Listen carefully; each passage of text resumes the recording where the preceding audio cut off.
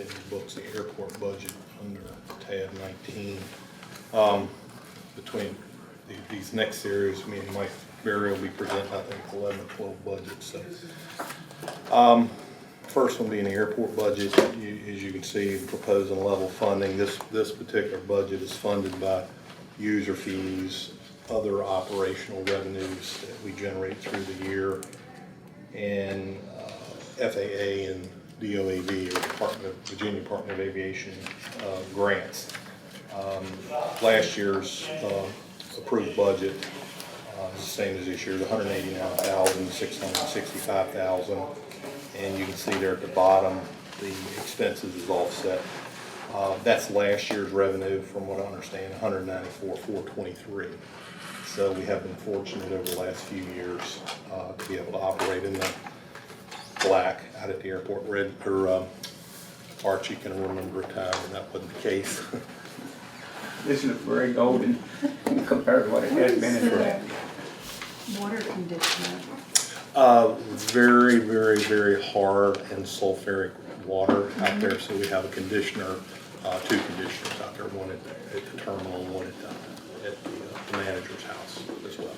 Okay. Is the manager's house the coffee house? Is that? No, that was a house that was actually purchased several years ago as part of an obstruction of FAA and state mandated obstruction removal and lighted tower installation project. Coffee owned the house through the right-of-way negotiations. We didn't actually have to buy the house, but we had to secure an easement around it. And between negotiations and discussions between the board and the property owner of Coffee's, the board decided to move forward with buying the entire property, including the house. That was approximately 4 to 5 years ago. Okay. We maintained the house for those several years, completed the FAA and state mandated clearing project. After that was finished, we turned around and sold the house, so we no longer own it. Why that was a line item in the budget was because we had to make some minor upgrades, updates, modifications in order to make it saleable to put it on the market. So if So we we've don't got a own it. water conditioner at the manager's house, do we own the manager's house? Yes. Do Yes. we incur revenue from that? No, that's part of the contract with the current manager that we provide or furnish the house. He lives on site. That was part of the contract that was, So his salary is one thing, and the house is. the house is part of the compensation package that we have with the manager. Yeah. He also does the fuel too, doesn't he? Yeah, he gets fuel up to a certain amount that he sells, then we get a stipend back on anything over, I believe it's 2,000 gallons. He gets revenues from tie downs, that's planes that set out in the weather, and we might have at any given time maybe 5, maybe as many as 10. That fluctuates, but that's part of the overall compensation. The manager is not currently a county employee, he's a contract employee, and that was a contract that was developed in the late 90s when there was actually an authority that managed the airport operations, and So we do inherited pay that. him other benefits, health benefits, No, and no. all that? That first line item, that 1001, that is what the annual financial compensation to him that comes out of this budget. So, again, there's other compensation, there's other components of his overall compensation, the use of the house, fuel sales, tie down loans. That fee for the water conditioner that's a yearly amount? That's electric and the water conditioner. Oh, so we're Electric paying- bill. So we pay his utilities as well then? No. That's This for the is for the airport. Okay, This okay. is for the airport. Okay, No, he pays his own utilities at the home. okay. These are for the hangars, the terminal, the midfield lights, the beacons, such as that. So, yeah, 17.7. Most of the individual line items have been flat, or I'm keeping them flat. We have been over the last 10 years since I've been with the county, trying to bump the annual compensation for the airport manager up by $50, $100. This year it's $100, or an annual increase of $1,200 is what I'm proposing. Trying to get that overall compensation in line to what the true market value of what we would have to pay an airport manager's going to be. Current management arrangement we've had out there has been in place for 20 or 30 years. Don't look for that to last much longer. So we'll have to make some decisions down the road on which direction we go. And I'll, between myself and Mr. Stanley, be bringing more information to you in the future on that. I did cut the advertising and marketing budget by $3,500. We did have $4,000 set up at a time when we were hosting the annual air show, but since we haven't been having that the last couple of years, I cut that back. A couple of the other increases, you can see the overall electric and telephone service utilities. They've increased a little, and waste and disposal costs. That's for our dumpsters, trash service, and porta potty we have down at the midfield area. So again, just adjusted and juggled some of the individual line items around, but the bottom line remains the same from what it was last year's budget. The board about 5 or 6 years ago implemented a policy to look at an increase in hangar rentals on July 1st for a majority of the hangars out on site that aren't under a more lengthy time period, and by increasing those lease rates for the individual hangars, we base that on a CPI index, what it increases from the previous year, for a maximum of 3%. That usually results in an increase of operating revenue of $2,000 to $3,000 per year. The one item down is administration request, and it looks like it's marked as a loan, $71,000. Yeah, that's the loan debt service, if you will, that we're paying back to the county for the monies that the county originally banks, but subsequently the county loaned the airport to build hangars out there over the years. So that's, We're getting repaid from the actual. yeah, And that'll pay off that loan then? yes, ultimately. Ultimately. It's 71,000 and some Okay. change per year, yeah. Okay, good enough. How you doing, sir? Good, how are you? And always great. Do y'all have any other questions on the? I don't have any.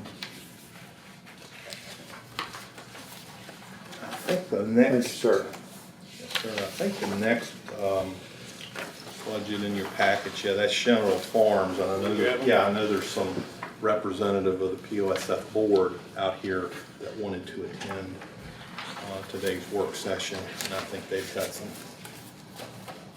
comments they may want to add. So the sanitary district has its own director.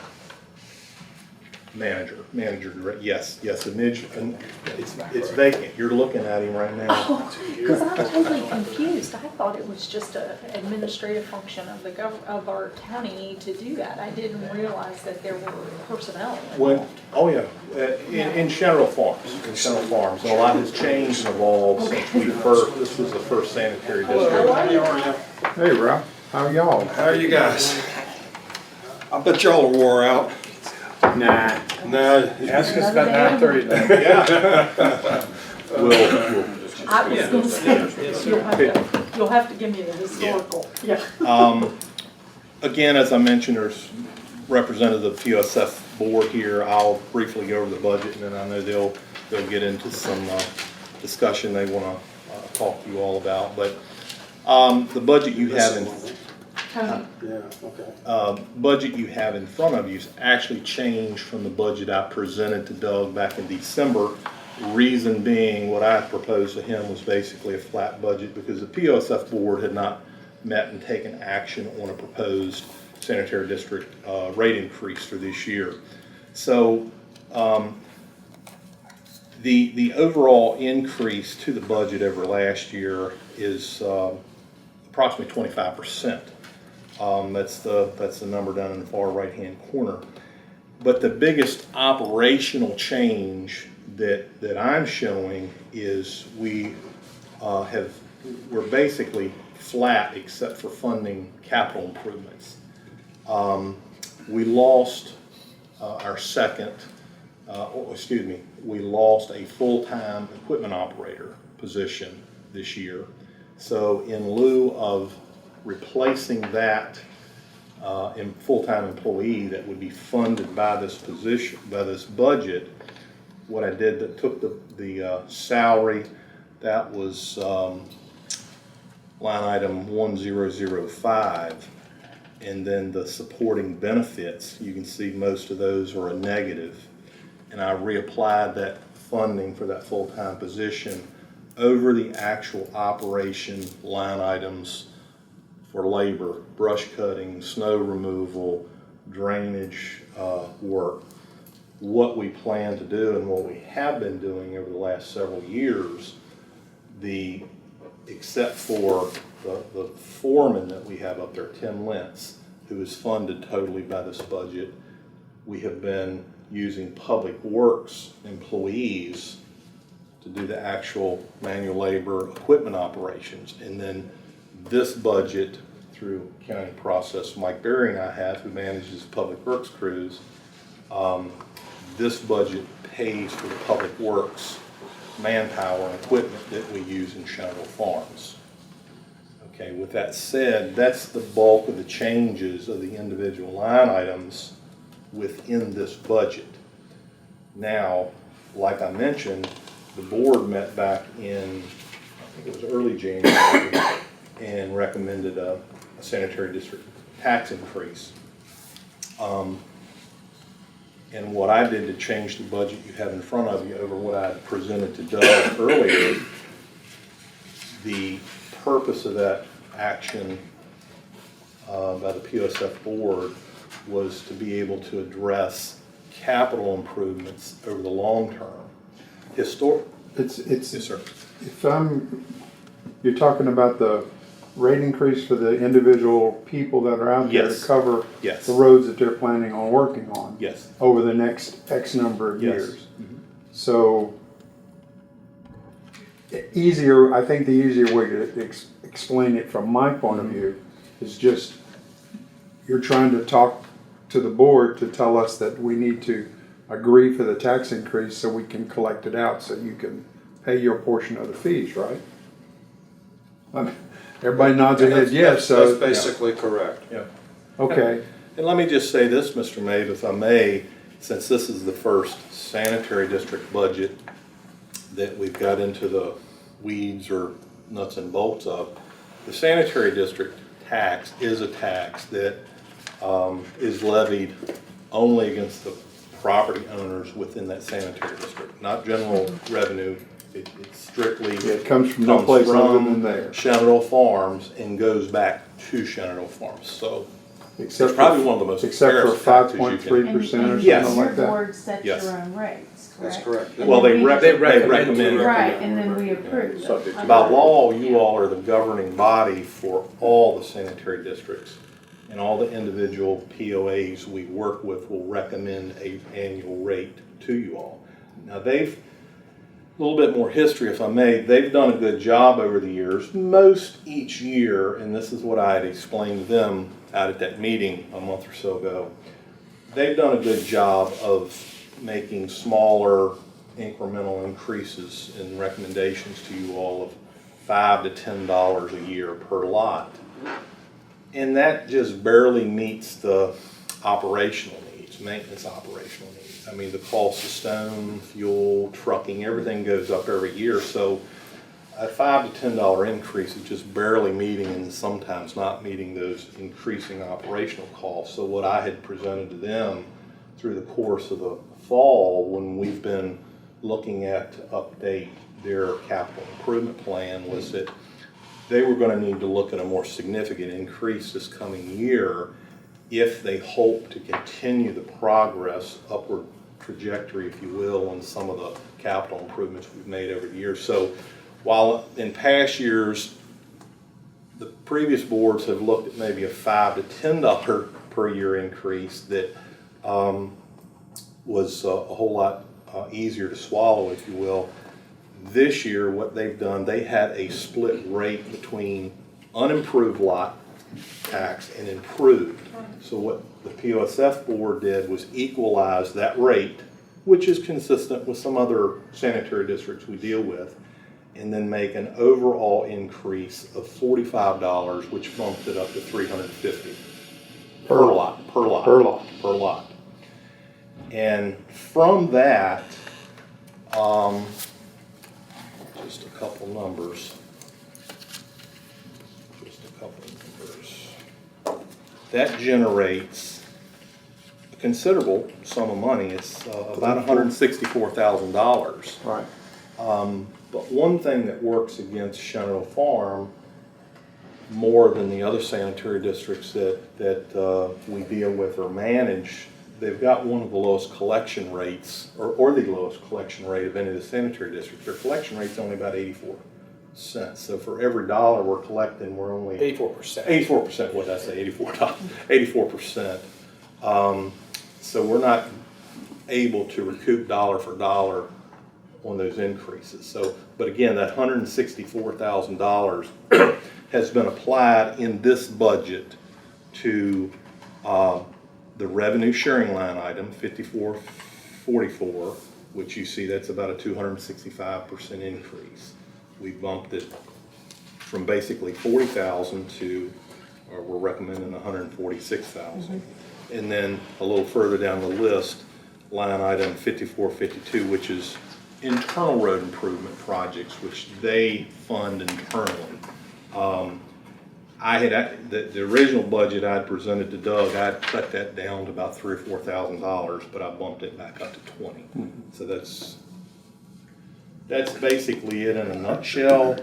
Again, I'll just stress that in order for Shenandoah Farms to continue moving forward with their capital improvement plan, as we've done in years past, this, I think, and I'll let you all talk more to that, but this is about the least amount you could hope to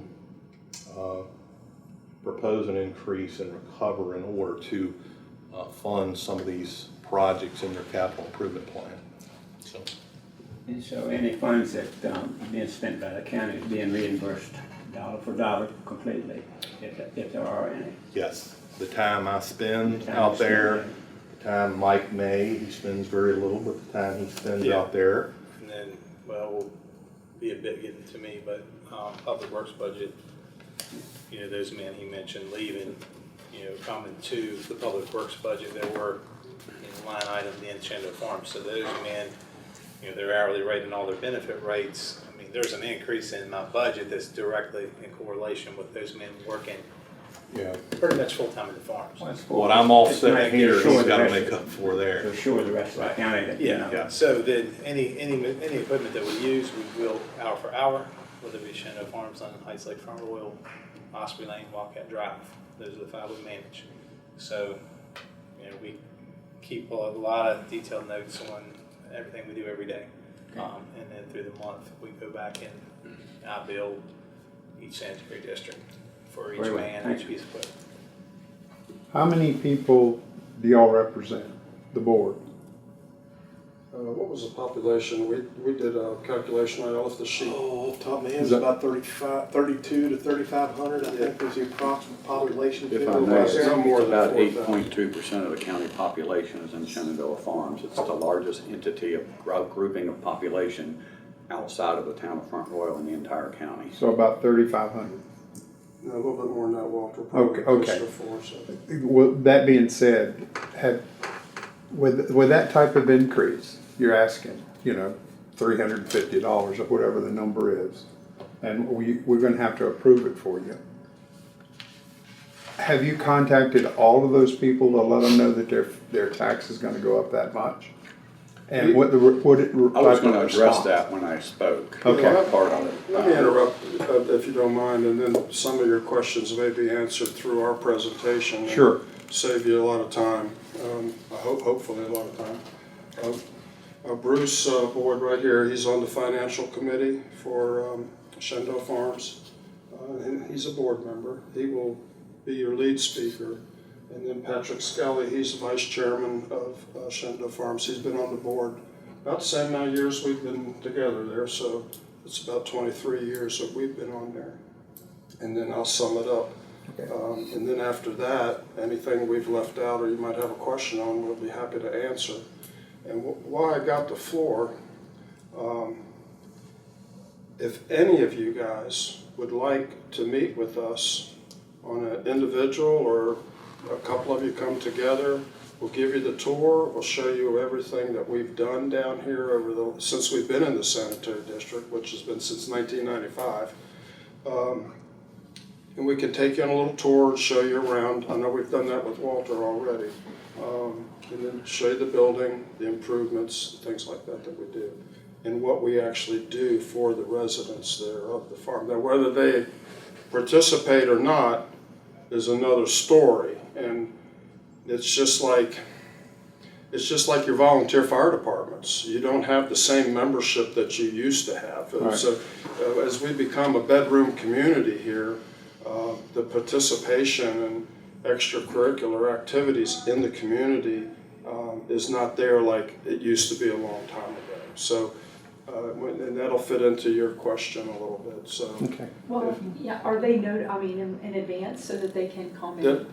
there'll be a public hearing announcement Okay. by the county for the public hearing in April, as I assume you're talking about. See, Yeah. I thought you were. that's kind of what I'm talking Okay, about. that's what so if that Yes. way, if they want to participate, then they have an opportunity. Yeah. Okay, We- that's all I want to know. We don't. We'll put a message up on our board and we'll put it on our website. But as far as doing a mailing, it's very expensive to do a mailing down there. We provide a mailing every year with a community newsletter, and in that newsletter, it's always stated that if you have any questions, come down. We're open 10 to 2. I even say you can call and leave me a message, and I will call you back. Sitting behind me is Lisa. She's our office manager down there, works from 10 to 2 on Thursdays. She monitors those messages every day. And I bet you in the last year, I've had maybe a half a dozen phone calls to ask me a question. So I think we've done as best we can with, and being as frugal as we are, because these mailings would be expensive to mail out to 5,000 lot holders in there. That's a big chunk of change. So we will not do a mailing for this, but it will be advertised by the county. And we'll put it on we have a message board out in front of our office that's lit. So you can, if you leave for work at 5 o'clock in the morning, you'll see that message board. So. You all have, Ralph, two meetings a month. That's correct. Your residents are And we have able to attend. we have a general membership meeting on the second Saturday at 9 o'clock. That's posted on our website. It's also posted on the board. And I would tell you this, there's probably an average, correct me if I'm wrong, maybe an average of 2 people show up to that on Saturday. Our third Thursday of the month is fourth Thursday, I guess, is an executive meeting. Residents, we never turn them away, and technically, we don't have to let them speak, but if I'm running a meeting and they got something they want to say, I open it up. Kind of like you, Walter. Yeah. Guilty. Well, that's a good thing to be guilty of. That's right. So That's I'm exactly okay right. with that. Well, if you don't mind me saying, because I feel like I started a can of worms here that I was not intending. When I asked to hold the roads, Mm-hmm. it wouldn't have mattered to me if all those roads were in my district. I was understand. not putting anything disparaging on any district. My concern was to get to the same place we were last year. and not have the ability to pull back anything to fill a budget gap. And the first thing we get the first time we're in a meeting is to pass roads with, you know, all this money to put out. So that's why I asked if we don't have a time where we have to sign this now and we can wait. Because if I have to cut services, and if you were here and listening to what the fire department needs, what the sheriff's department needs, and trying to figure out how to put money there, then let the road wait until next year when we can afford to do it. And that was all I was trying. I'm Yeah. not trying to cut you out of your roads, but, Well, I'll and tell finding you. out we had to June to do that, I was like, okay, you know. You scared me a lot. You cost me some hours of sleep. Well, well, it was not my intention to And do I know that that, I because, know that. you know, I was hoping, you know, once we get to that point in the budget where we saw, you know, okay, we don't have to worry about it, stick the It went roads on. through. I'd love for everybody to get what they want. I said, I wish I had a money tree. Don't have that. Well, on this sanitary district fee, as you'll hear from Bruce in a second, and I'll reiterate what Mr. Childress said, is it is the most effective tax anyone can ever pay. The county charges us a $300 flat rate plus 5% to collect the money, and that for us that was great. Okay, so our collections have improved, and Bruce is going to mention that today. Oh, I think it's a much better system than having to knock on your neighbor's door and say, you haven't paid your dues yet, you Oh, need yeah. to do that. I would not want that job. So I agree. That's one that- reason. That's one reason we're a sanitary district, because when I used to come to the first meetings in '95, Doug would give us a printout of our collections, and you know, one sanitary district fee, the stack would be like this, and he'd save me for last. And I'm not exaggerating; you can verify that the stack was like this on a printout that was about that wide, and it was like, oh my God! Those are just your delinquents. They weren't. That's right. That's right. I can appreciate that, and I do. And my theory is, if you're not willing to pay those, don't buy a house in a sanitary district. Yeah. Like, don't buy a house next to a railroad if you don't want to hear the train. There you know? But People do that, and then they don't like the process. So I sympathize with you, but I wanted to get that out there, that I was not no, you're fine. having a problem with you having roads. I'm having a were problem told- not having enough money. I was filled in.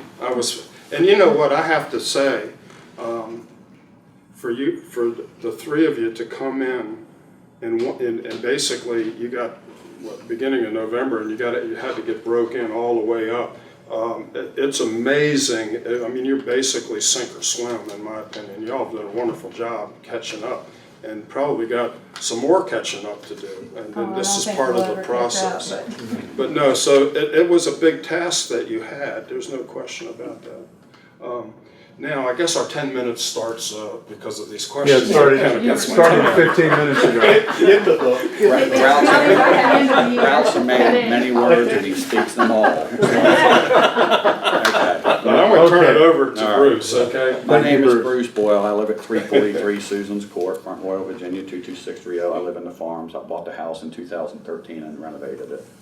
I am on the board and I am on the finance committee. Okay, there's an old saying that says liars figure and figures lie. So I'm going to give you figures, but then I'm going to give you one summation of it, and that's what it is to the point. Most of it's been said here. The basics are simple.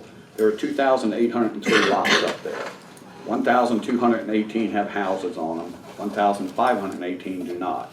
We have an 84.5% collection rate, so 2,370 lots fund everything. That's the key figure, 2370 fund everything for POSF. So what we did in our meeting was we equalized unimproved, no house, improved house, and I have one of each. And we did that with the rationale that I live in 560 square feet. It's a small house, it's well built. But I'm locked in with my septic where the trees are, and renovation's not a good option. That being said, the lot that I have on the road behind me has the potential to put a 1,400 or 1,500 square foot house up, and I stand to profit between $20,000 and $30,000 over 5 years. So we equalize the risk. People that have unimproved lots myself included, speculate saying that the property values will go up and I'll be able to make more money. My fixed house I have to live in, you have to live somewhere, and I have no complaint with either. So that's why we equalize the two. So the second point I want to make is this increase, much to Mr. Childress's dismay, includes nothing for an increase in maintenance. We took the capital improvement money that we need in 3 years, divided it by 3, took the equalization, and locked it in. We're counting that as the roads get paved and the maintenance costs come down on those, that we don't need to raise this side of the maintenance figure. So he might not like what we did, but this was a minimum to fund where we need to be in 3 years. I am not borrowing money in my name for roads ever, nor do I want to pay $600 or $700 one time only in 3 years so that we can keep our place. We took the money, divided it by 3, and raised it to the minimum. So that's it there. The last thing I want to say on the point of the increase there is that this is a pay-as-you-go. I buy my cars with cash, and I know you're not supposed to do that, but the idea is I don't want to owe anybody anything, and down the road I don't want this unexpected bill. So we're trying to pay as we go. Number 3, more figures, liars figure, figures lie. This is the mathematics of it. We went from $265 and $305 to $350. It's an $85 increase for an unimproved lot and a $45 increase for an improved lot. I have surveyed 26 people. I walk my dog, I stop them in the dust, and I say, what do you think? And they say, and I don't want to be profane, but 16 of the 26 use this word, pave the effing roads. That's all they ever say, pave the effing roads. So I explained to them that the increase goes just to the roads, and they say, no problem. It's $3.75 per month for an improved lot and $7.08 a month for an unimproved lot. This is McDonald's money, and I don't mean that lightly. I have no problem with people saying, yeah, I own 3 lots. Just like you said, don't buy a house next to the railroad, you don't want to hear the train. I don't particularly want to hear, I've got vacant lots on both sides of me. I have no reason to complain when someone builds a house next to me and I have to put blinds up. I knew when I bought what I bought into. So this increase is to pave roads. Okay. Point 4 is we do not anticipate increasing these taxes and fees in the next 3 years at all if the maintenance costs stay down, and maybe we'll do the $10 a year for the next 3 years to get Mr. Childress happy on the maintenance part. And I'm not knocking him, he's been up front, he answers every question, and I pose a lot of them. But we're not looking to make an increase of $10 this year and $10 next year and $150 the third year. We're not looking to do that. We split it by 3, and it's the minimum to fund capital improvements only. So traditionally, we've had a $10, pardon the glasses, I can't see up close. We've had a $10 per year, and it's a maintenance fee. It does not keep costs with inflation. To put this in perspective, I dropped 4 loads of gravel on my road when I renovated because we tore up the roads. Not tore them up, they used a cul-de-sac and all. I put one in front of my neighbor's house and one in front of mine. I priced gravel for this spring because I'm going to put some more down because we use his cul-de-sac. It's $460 a truckload is what I got retail price. We're not even paying for 1 truckload of gravel per resident currently. So our fees are low. We are 11th out of 13 in sanitary districts. With the increase and nobody else increasing theirs, we'll tie for 10th. So we're not bumping way up to the $1,000 that's at the top. Last thing, next to last thing, benefits. County revenue will go up as the property values go up. The road cost will decline. The maintenance cost will decline. So for the county, that's a win-win-win. For me, here's a personal example. I just put tires on my wife's car. 40,000 miles they wore out. They're 65,000 mile radials. I spent an extra $210 over 3 years, which is $70 a year on road maintenance, not counting front end alignment and anything else, simply because I live on a dirt road. I want my roads paved, and I don't phrase it the way that my neighbors have, but unanimously everyone says when they know the increase is going to the roads, pave the roads. So this is a pay-as-you-go versus one time. I got one more point, and it's a quick one, and I'm done. The residents want the roads paved. All the people I have surveyed, and I knock on everybody that's related on driveways on my roads, everyone says, I don't like the increase, but if it's going to roads, pave the roads. I mean, not 4 out of 5, it's 100%. Okay, so that's that. And then lastly, this is probably, there's 2 stories. One of them, the lady in the snowstorm 2 years ago came down, I don't know if you know where Drummer Hill and Venus Branch meet, but it's a 19% grade, and she wrecked her 4-month-old brand new pickup truck, totaled it. She was one of the ones that used to pave the effing roads, not pave the roads. But I had another neighbor says, you haven't been baptized a resident of Shenandoah Farms until you've been on the ice on the Drummer Hill Venus Branch intersection, slid down backwards, did a 180, and avoided the 2 cars wrecked on the shoulder of the roads. And I can tell you personally, I have been baptized not once, but twice on that hill. I now park at the road in the World Cup. Patrick's up next, and I'm going to let him go. I thank you for your time. I think the county's well run. I think it can be better. I know the EDA scandal hovers over everything. You take that out, this is an extremely well run county, extremely well run. Y'all will get up to speed to new members, and I know that. I'll trust you to do that. I'm not worried about that. I am worried that we don't stay the course and keep our roads, because we've got projects coming up in the next 6 years that are going to get Venus Branch paved, Lake Drive paved, both internal and outer loops paved. Patrick, your turn. My name is Patrick Skelly. I live at 88 Mosby Meadow Lane, and front royal address, but Shenandoah Farms.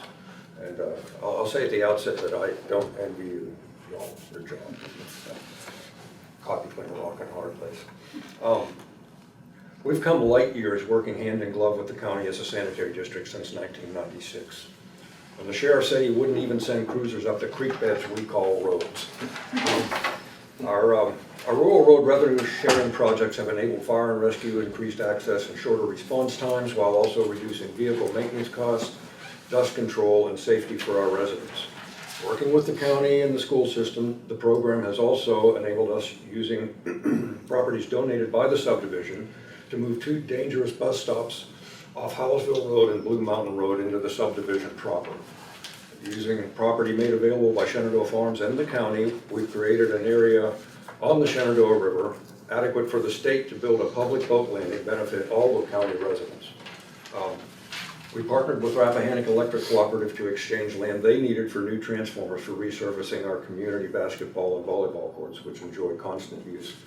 And as individual non-county and non-state initiatives, we've paved approximately 3/4 of a mile of Drummer Hill Road, which has alleviated a perennial maintenance headache on some hills with some drainage, and Farms River Road, which provided hard surface access all the way to the public boat landing, which wouldn't have been done under the revenue sharing program. In summation, we'd like to thank the county, and in particular, Bob Childress and Doug Stanley, for their creative leadership in making the sanitary district successful far beyond what we would have deemed possible when it was initiated.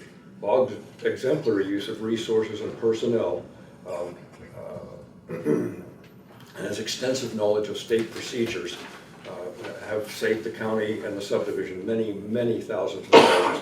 Without his experience, we would have needed state inspectors on site for our road projects. That was tens of thousands of dollars in savings. So we look forward to continuing progress in our partnership with the county and as we pursue our mutual objectives, and we hope to stay the course. Sorry about the coughing thing. Try to sum this up real quick and then have any questions. We think it's important to stay the course in the progression of our road system. The CIP plan is critical for that success, and we were asked over 20 years ago to provide a plan for that, and we have. And the county has always supported us in that plan. We make progress every year. I've already said that 95% of the tax, of the sanitary district tax, comes back directly to our community. On January 7th, we held a meeting for our residents to attend. Walter was at the meeting. We had about 25 or 30 people there, you think? Yeah, it was a maximum of that. Yeah, we had a good, probably as good a turnout as I've seen. Also, we help that county in many ways. The bus stops, for example. They get those school buses off of Howellsville and Blue Mountain, which is a safety issue. How do you measure that in dollars? You can't. But also, when they do pull around to come off the state road, they're on a state road. We built the bus stop at Venus Branch with donated land, as one of the guys had mentioned. So with that in mind, Blue Mountain Road, we got the buses off that road. That was a constant complaint about the bus stop up there. So we're saving the school system some money we're also providing a safety thing for these kids. The other emphasis was Public Works. Public Works was established, and Shenandoah Farms is probably one of their biggest customers, because now that Public Works is here, they can work in the farms when we need them, and it helps them budget for their existence. So I always look at it, I tell this to Bob all the time, we want to be a good customer of Public Works because that helps Public Works, which in turn helps the other sanitary districts. So that's an important thing that goes unseen. That's about all I have.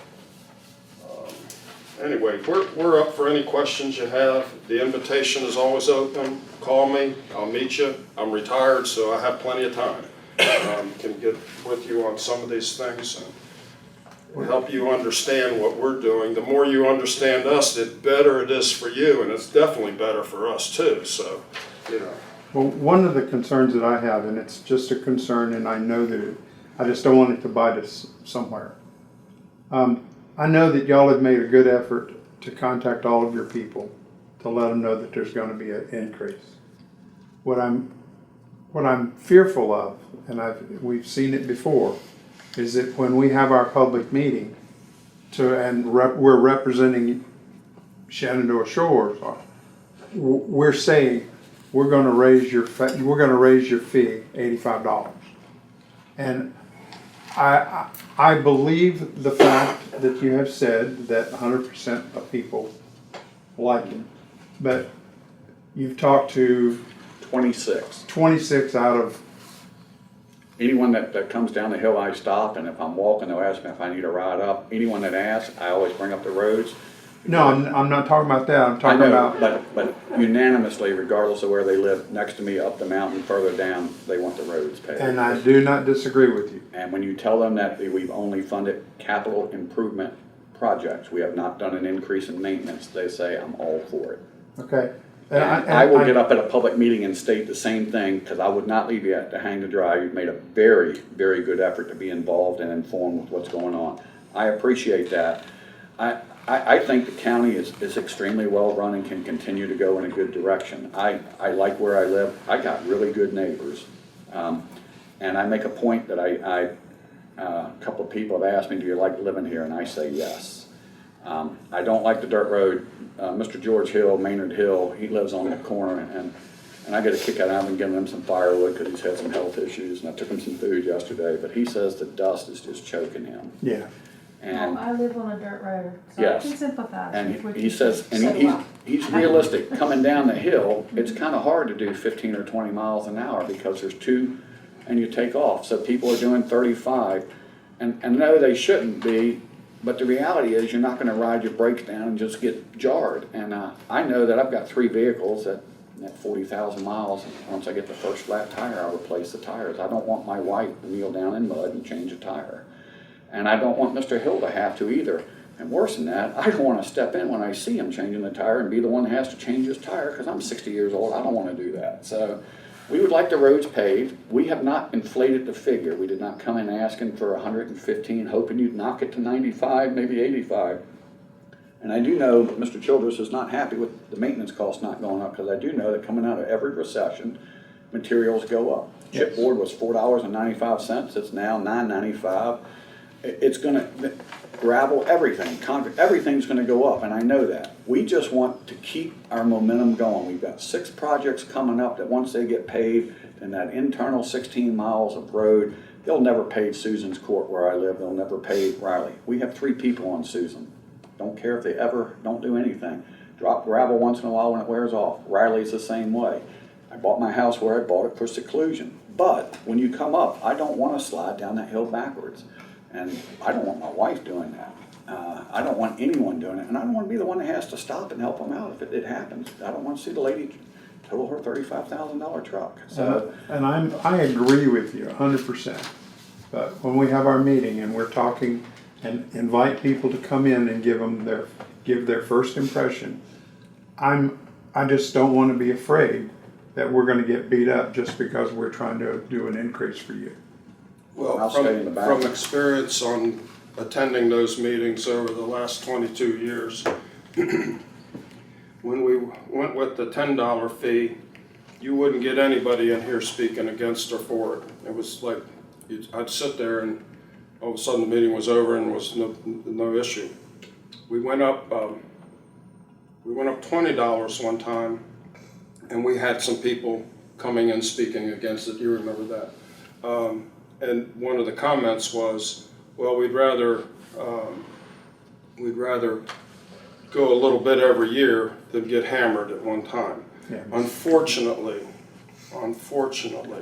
for you and me, unfortunately, with the Rural Road Addition program that we've committed to, we're to the point where maybe I was asleep at the switch 4 years ago and should have started inching it up a little bit then. So I'll take the hit on that. It snuck up on me. Now Bob had been warning us a little bit about this, but at the same time, so I'll take that one. But you're going to have people that show up that are going to speak where they really want to see this program to continue, because the proof is in the pudding, and the pudding is out there right now.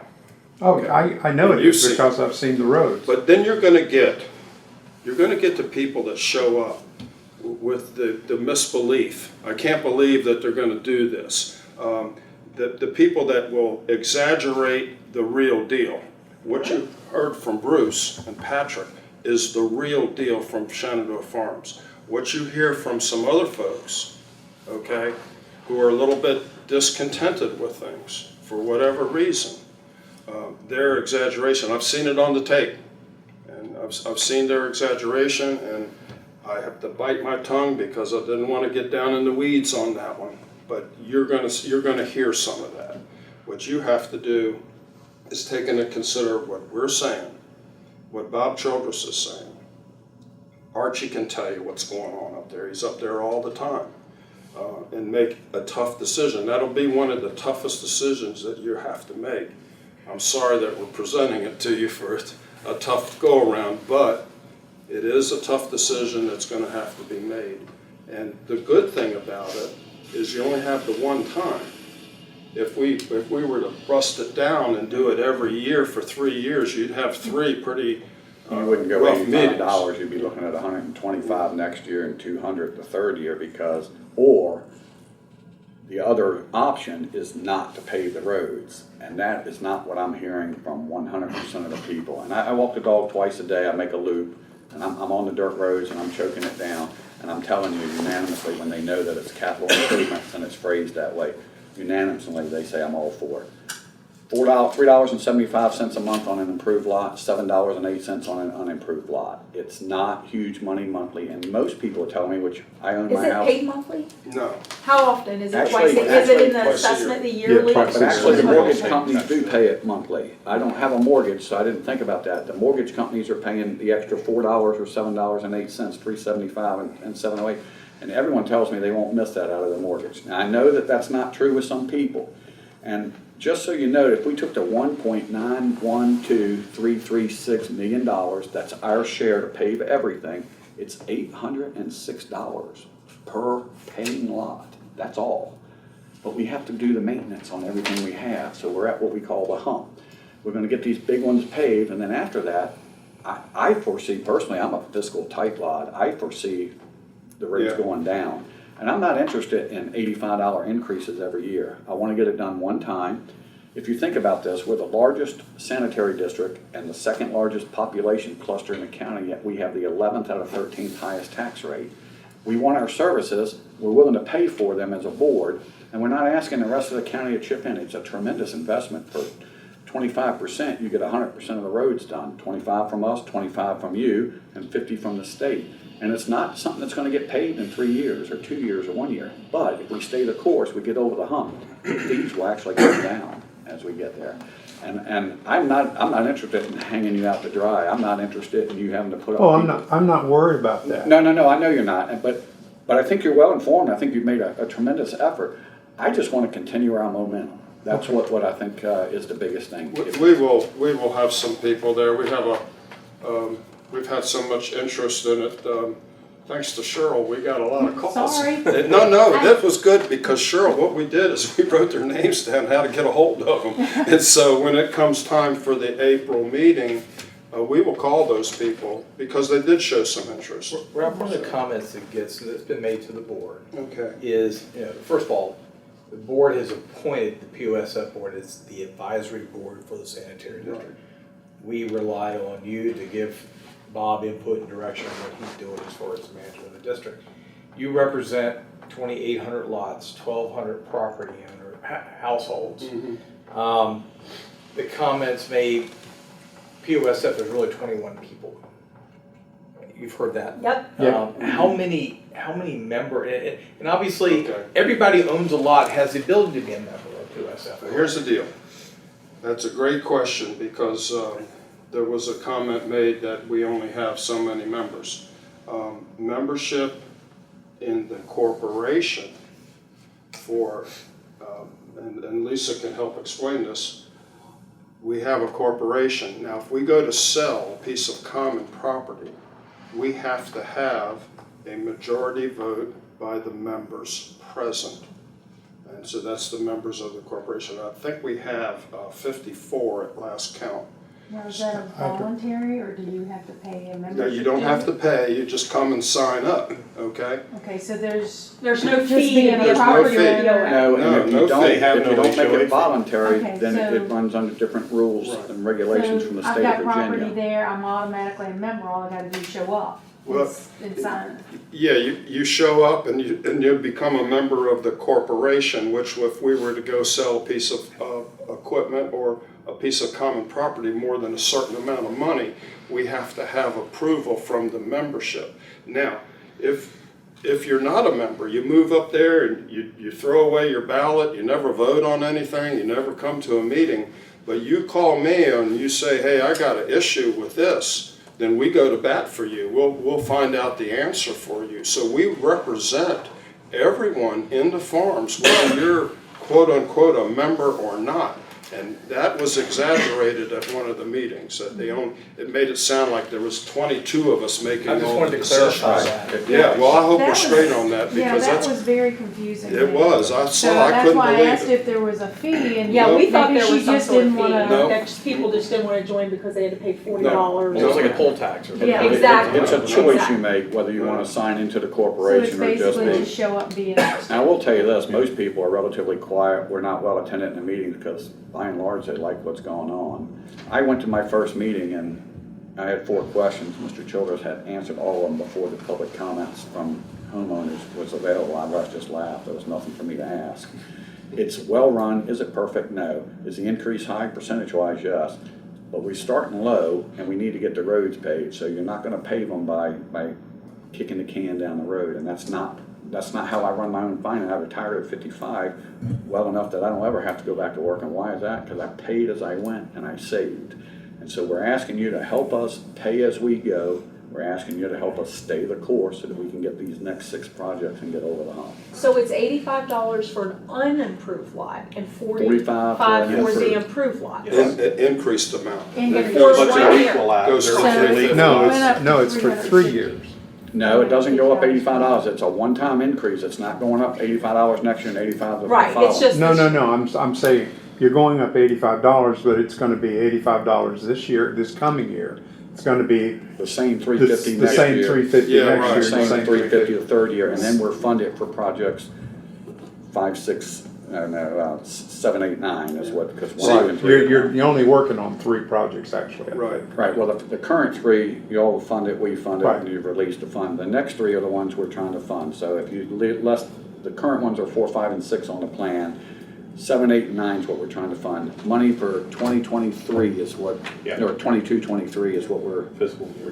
we're trying to meet our goal by the deadline so Yes. we can stay. Yes. See, I understood that they had told me your money's there. It was our money I was concerned about. Now, It's your also monies there. were already committed for the And, well, other being projects. committed and being able to use to fill a budget gap. To me, that's like a savings account that if I have to tap into, but I've already committed it and paid down on my vacation, then I can't use it to pay for the car that just died. Right. See what I mean? And that's all I was asking. If this is not a decision that VDOT says the deadline was January 30th, then why do I have to make it that day? We found out it's June. So I thought, yay, then we can get through the budget. If we don't need, if we've got enough money, we don't have to touch any of that, they go forward. One last comment, if you kick it down the road a year, it's a 2-year cycle, so the 1 year actually becomes 2, and then it took 6 years for these things to get up in the VDOT's Oh, list. I see, So I it's an understand. My 8-year. road's been on for over 30 years. Right, so it's an She's 8-year on that delay. and that's- 30-year plan, not Right, that's not I'm on what the we're- 6-year plan that's been 30 plus years, so I understand, and like I said, that was not something that I thought of lightly. I just did not want to get down to where we were and have been, either raise taxes or cut services. And to me, I think all of us is, and I hate living on I live on a dirt road, got used to it, we buy our own chloride and put out on the road, you know, to help with the dirt, the dust. But if I have to live on that dirt road another year, or cut schools, or cut, Right. you know, I'll live on my dirt road again. And that, to me, that's just my way of thinking. The situation in the farms is a little bit atypical from other rural communities. We have main thoroughfares that go through there. For example, I'll pick one, Lake Drive. Lake Drive is scheduled in 23, I believe. Lake Drive is like a major commuter route. The traffic starts there around 4:30 in the morning, and it'll go until around 8:30. School bus goes through there at 7 o'clock. And I know this for sure because I live right across the street from Lake. So I know what the traffic patterns on there and how many cars are coming down that road. So it's probably, let's see, 1, 2, 3, there's actually 4 houses that is on Lake Drive from Hellsville Road up to the very top. But it services a couple of side roads, okay? But the majority of the traffic is not coming from the Lake Drive residents, it's coming from internal residents that are using Lake Drive to get to Hellsville. They get to Hellsville, they take a right or a left. They either take a right to go to Route 50, they take a left to go to 66. And we are a bedroom community up there now. Originally it was simply Second homes. second homes, Second vacations. Yeah, vacation That's what homes. The amenities When I were, was a kid, yeah. this is interesting. The advertisement to sell those lots in those days, if you buy that lot today, you're not gonna have to pay but a 0 lot fee. But if you wait for 2 weeks, it's gonna be $15. What do you wanna do? And that was the promotional that went on there. So people were buying lots because of the swimming pool, the riding stables, all that stuff. I had one guy tell me, I never went to my lot, I just bought the lot so I could use the amenities. Well, when the developer left, the amenities went away, and they stopped paying the lot fee. Right. Okay, and the lot fees were from 0 up to 50. So when the sanitary district was set up, the original fee was $50, because that was the maximum lot fee. And people used to ask me, well, why don't you just do a special assessment or something? People were driving on goat paths. I talked about the savings to the county. I left out the cost of lights on fire equipment, the antennas on fire equipment, the antennas and lights on squad cars. Lynn Armentrout would not send a deputy up into the farms because he said we were living on goat paths. Antennas would get knocked off, a light would get hit off to the side. Then we had the social issues up there with the motorcycle gang. All of that's been cleaned up. And we're on the movement forward here, and that's what we got to do. Just want to stay that course. Well, Stay the roads course. improve your property values too, which improves everybody's situation. Honestly, folks, we can Yeah. talk about this one for a long time. You answered my questions, and I hope you listen to our concerns too. Because it's gonna come our way too.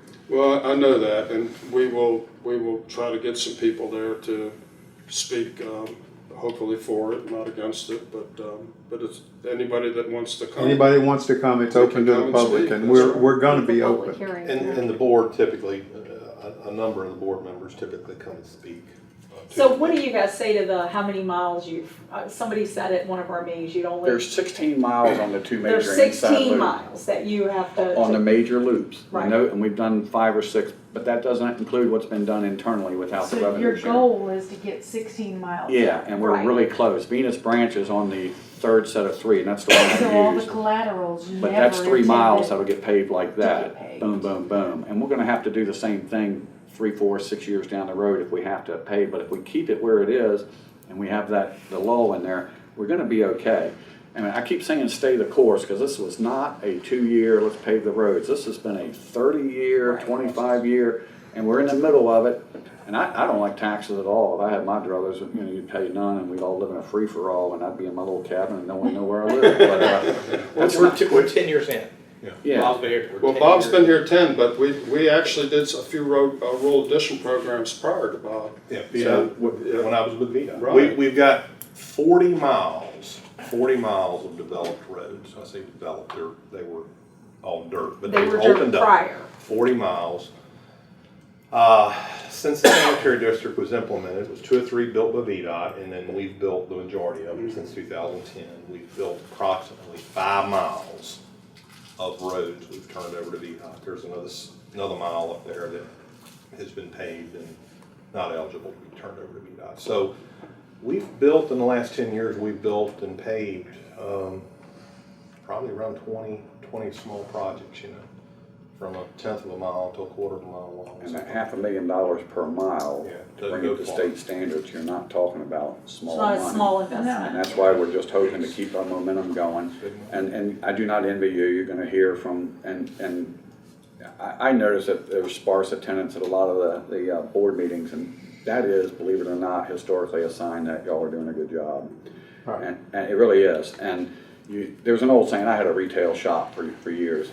You have a bad experience, you tell 17 people, I hate that store. You have a good one, you tell only 5. Right.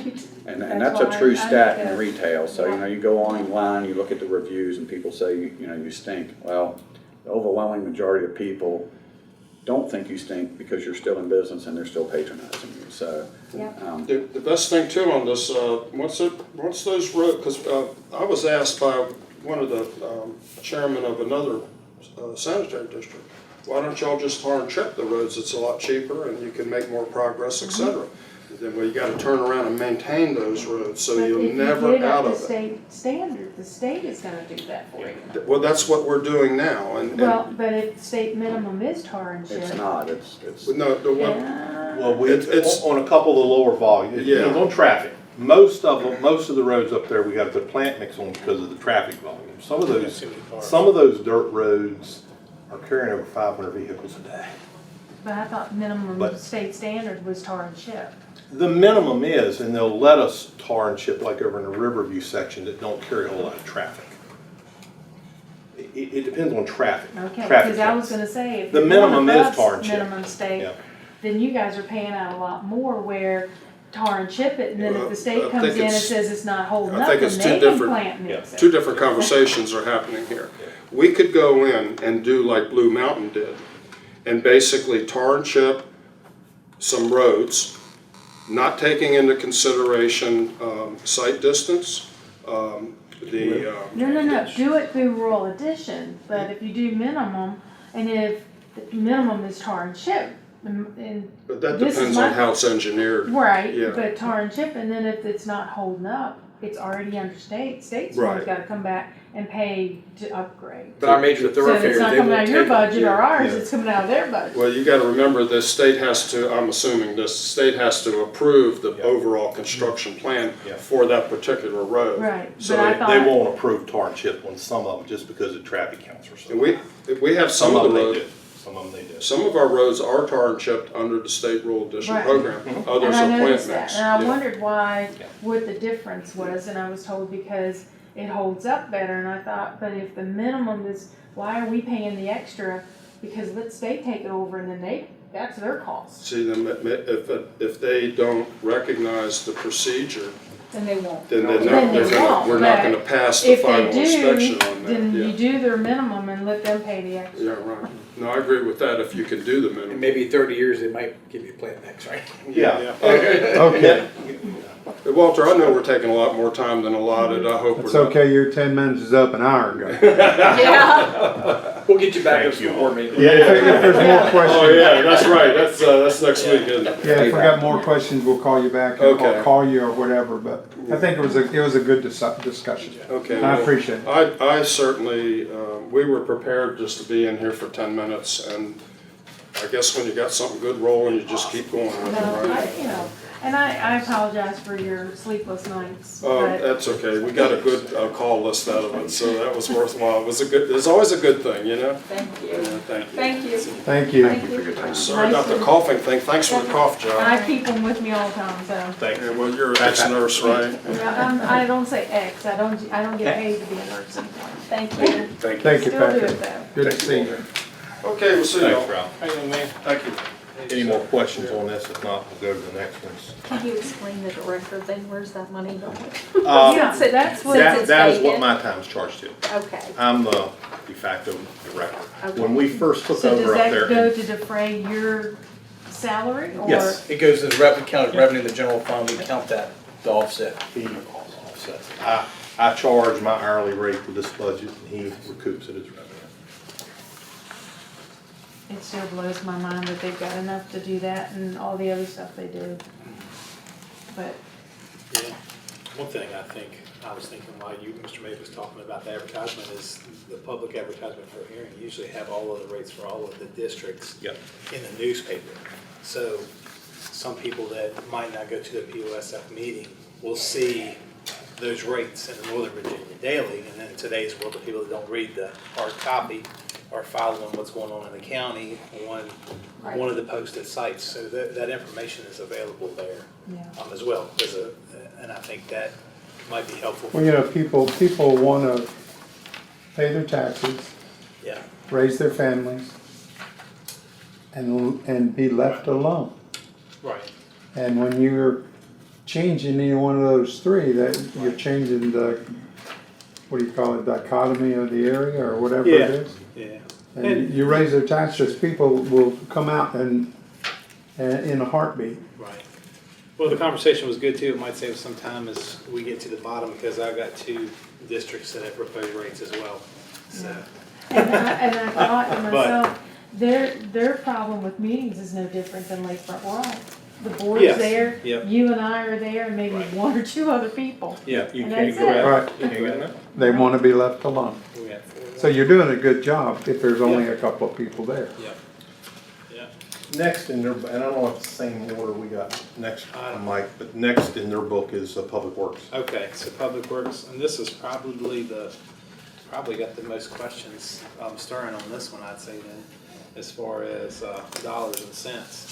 And I don't know if you guys have talked any background at all on Public Works. Just the little. In my role, I mean, you can see on your budget, it's full history as far as that goes because it hasn't been here forever. Just a third Official year. start in fiscal year 17-18, and as you can see in the budget, a lot of the increases that I proposed, and then some of that was cut from administration. But if you look across the line there, like you'll see there was no compensation for manager in its initial form. That's because I was still under the solid waste budget. So that transitioned over here. There was some reorganization internally, and at this time, my salary is in this budget fully. We also started out in that first year with no funding for me, and we did ask for funding for a foreman, but we started the process with no personnel and zero equipment. So it's as you've heard, we're doing work in Shenandoah Farms, and as we get down to the bottom of this pile of budgets, we're doing work in Linden Heights, Osprey Lane, Wildcat Drive, and lakefront rural sanitary districts. And those have stepped gradually.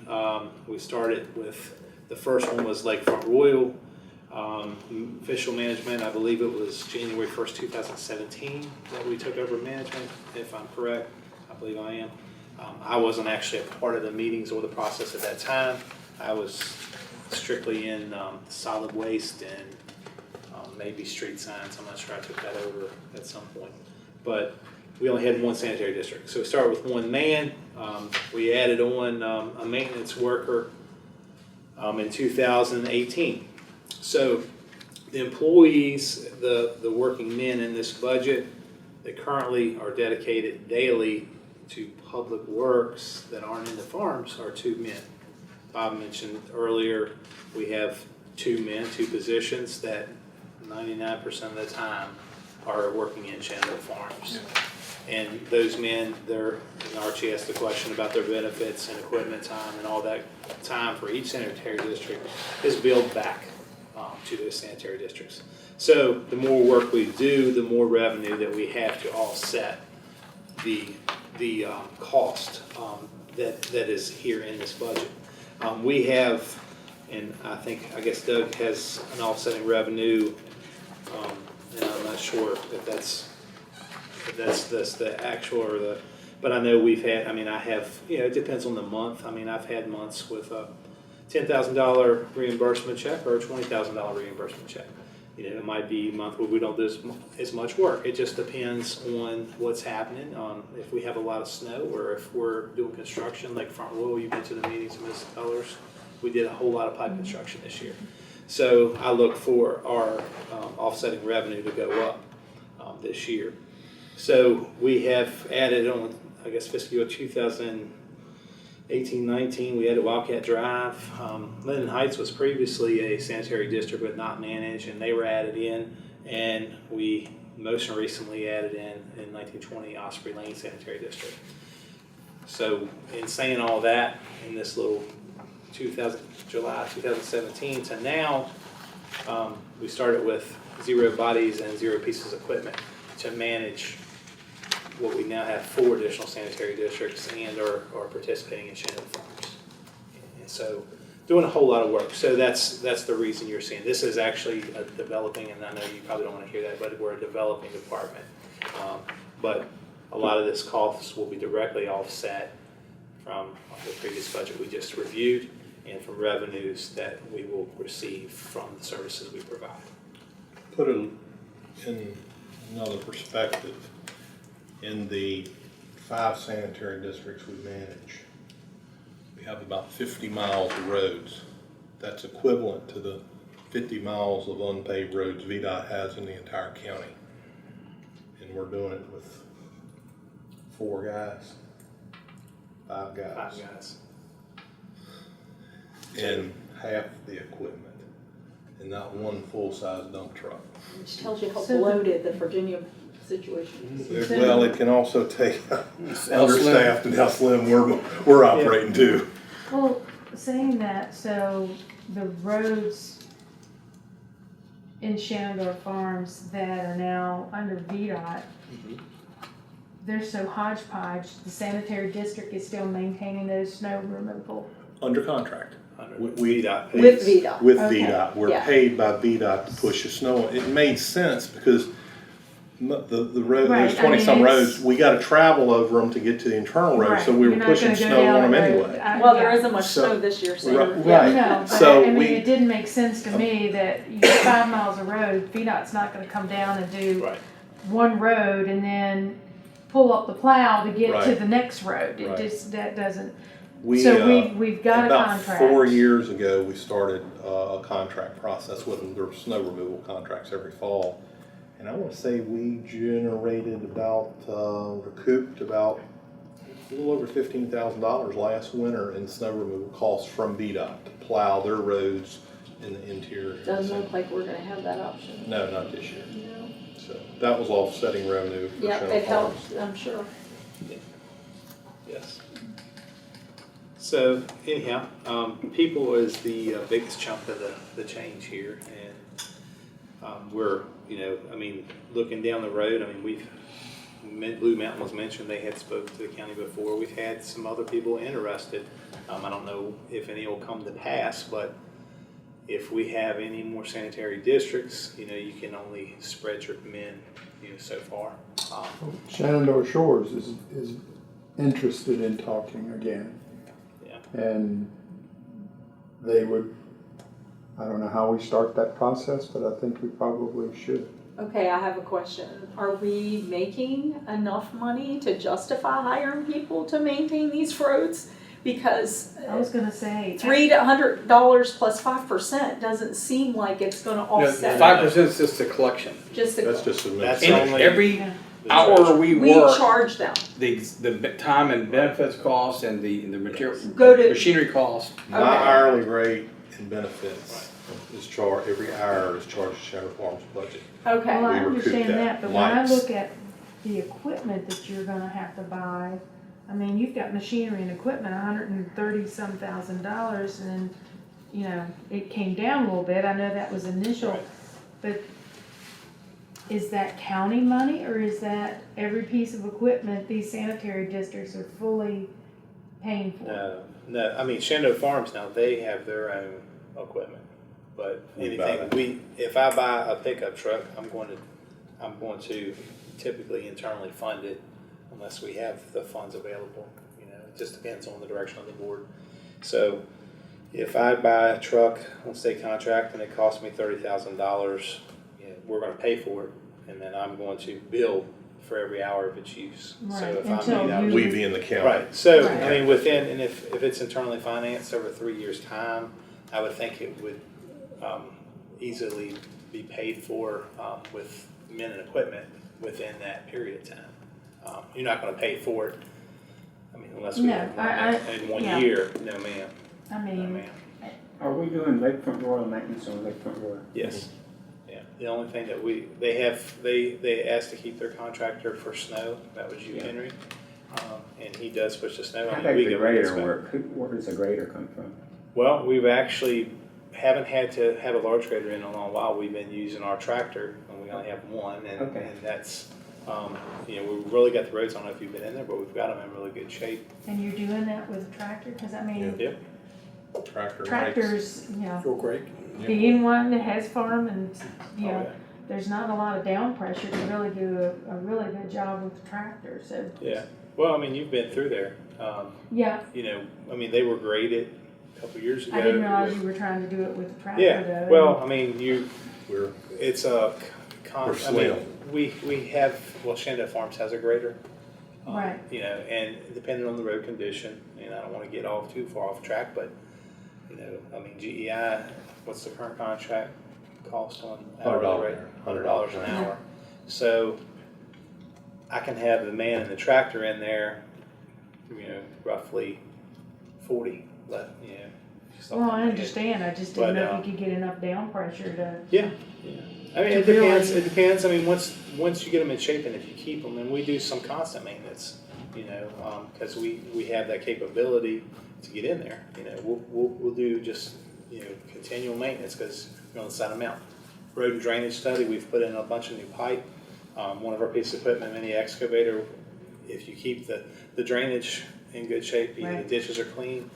We recover all the stone we can off the roads, and if we keep them crowned, then we don't have to bring a contractor. It saves those guys money, and I think we've done a really good job with it. We have, thus and far. Mike in his public works state has, first couple years we took it over, we did have the grader in there for a couple of gradings and got them crowned and got the ditches open, and we've understand completely what you're saying about downforce. Perfect world, we'd have a grader in there every time we well, graded, and I understand but that, we gotta live within our means too. We're not like VDOT who has a couple graders and they can be out there and do the Run same them here and road. there, so. Yeah, I mean, I was just looking at the fact that, you take a piece of equipment that's not made to do that type of work, and you pay that amount of money and wear it out, because you're stressing it, forcing it to do what it's not made to do.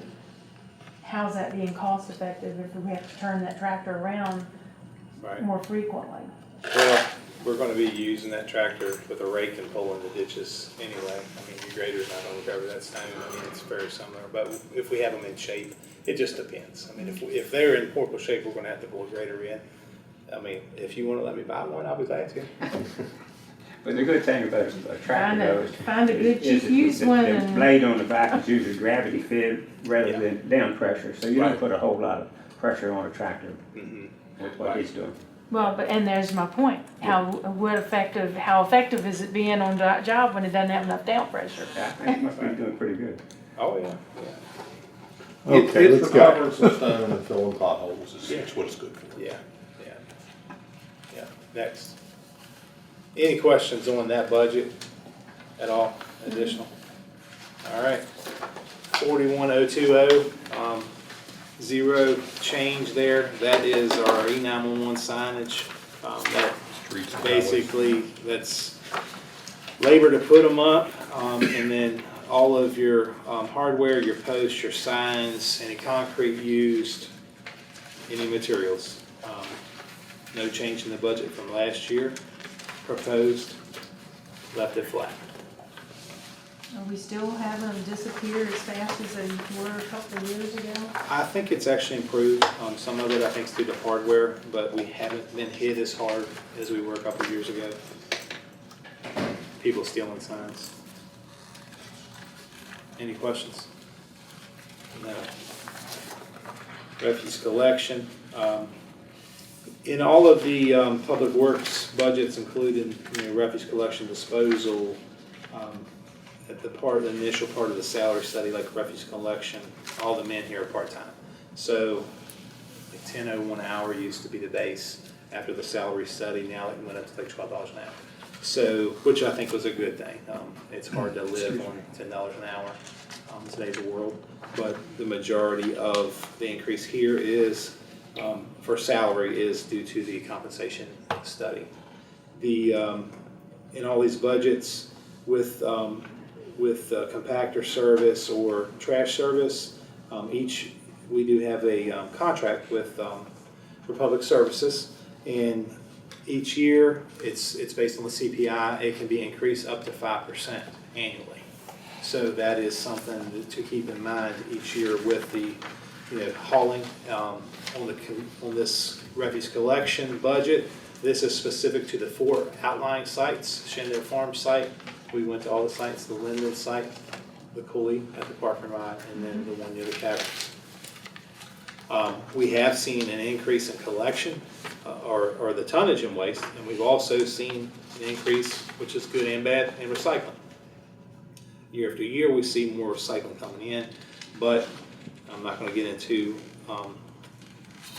all of the recycling and you know what's happened with China, but at the end of the day, recycling costs more money than it used to.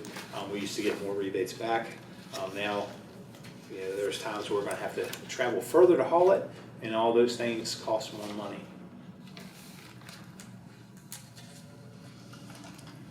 Are there any questions on the line items or the increases in refuse collection? You have this new Shenandoah Farms convenience site. We saw that, I think, when we were there, Yeah, right? yeah. hadn't been developed, still Right. Hadn't been developed. Yeah. You have 125,000 in it? I took it out because we've got 100 sitting down in capital outlay, so. So Doug, he sliced me on that. I just was reviewing with Bob briefly. Okay. On, hey, we've been planning this for years. What has changed? How much it will cost?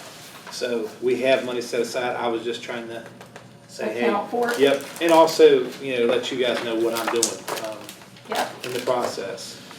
One thing I inadvertently missed on that last budget. The rental of sites, I did not mean to, I think I threw myself off on that Shenandoah Farms. I did not mean to leave out that 8,003. That is actually, So you need to put that 3,000 yes, that $3,000, I did not That mean to last leave line that item. out.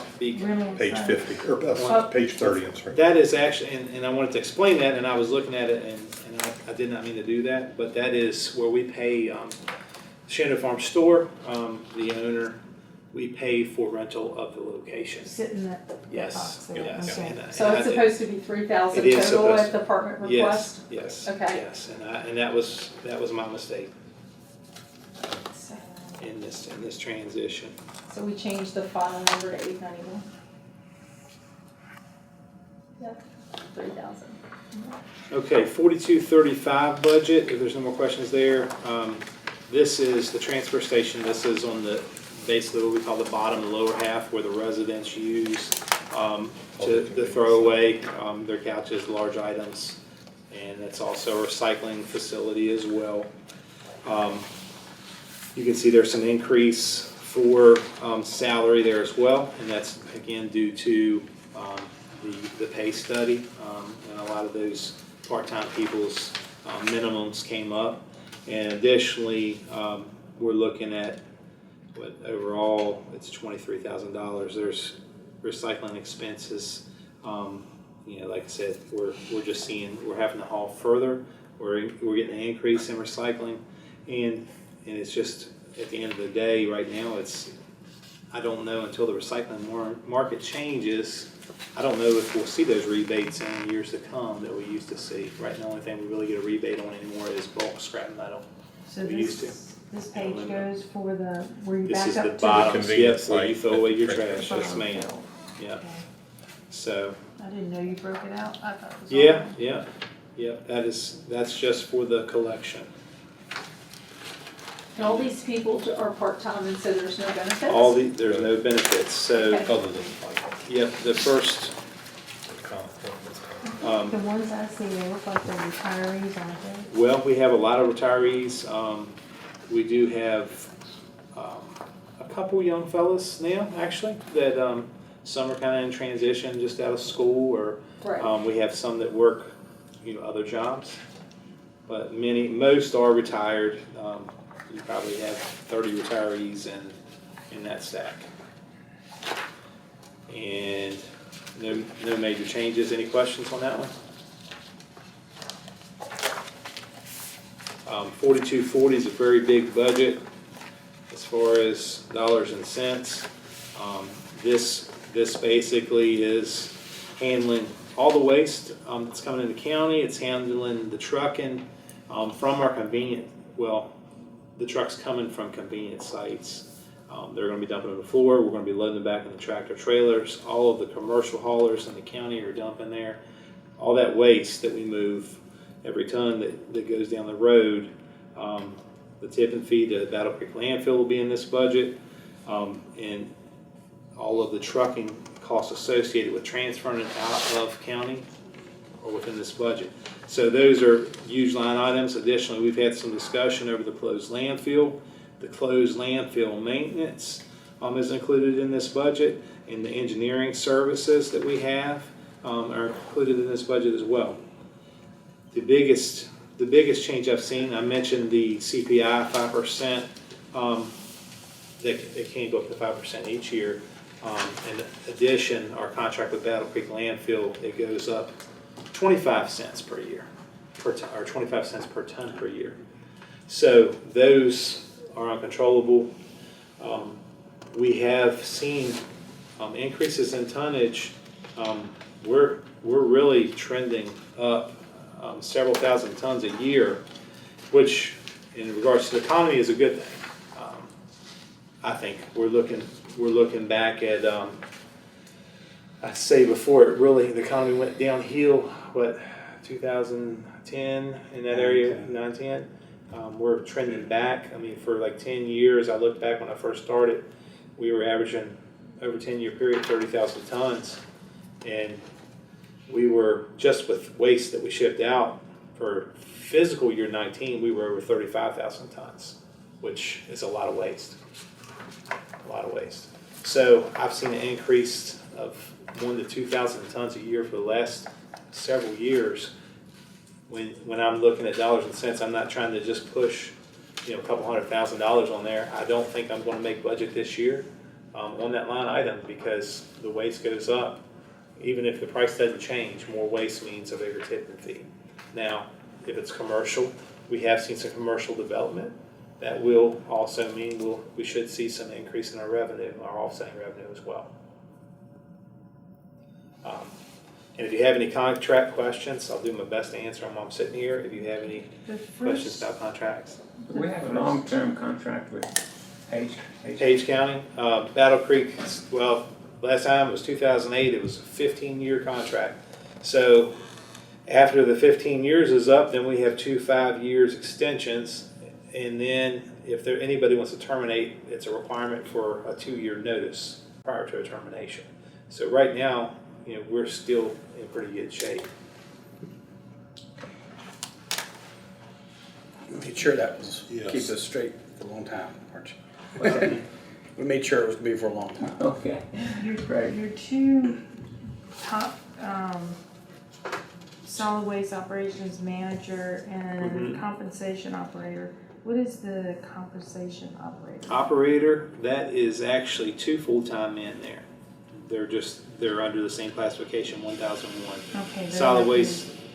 Solid waste manager is Jamie. Jamie. Yeah, And then the operators, if you look at your, you should have a Okay. breakdown Right there, yeah. on there. It Those are should guys show you the operating codes, loader. okay. the I thought that was fine. 1001s, and that's, we've had Okay. Tyler, and Tyler is no longer with us. We've had some turnover, and that's one thing that. Good economy brings. Well, I mean, some of it, we're gonna have some internal transition because a solid waste operator, even after the study, makes about $3,000 more a year than an operator working Shenandoah Farms. So it's It's you know, robbing Peter and paying Paul. That's a, But it's good the guy's gonna have an opportunity to be able to dance. And, yeah. Yeah, you want But to. you just gotta, now you yeah, got that and I'm training them every 6 months. Right. He probably still need one. Right. So those are 2 positions, Ms. Colors. Okay, okay. And then the benefits are for all of those fellas. And then the only part-time in here is we do have the scale house position as well, and includes any part-time help.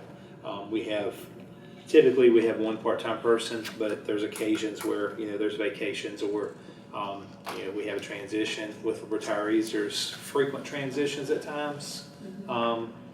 We try to cross-train as many people as possible, but we have a limited pool of full-time help, so it can be tough.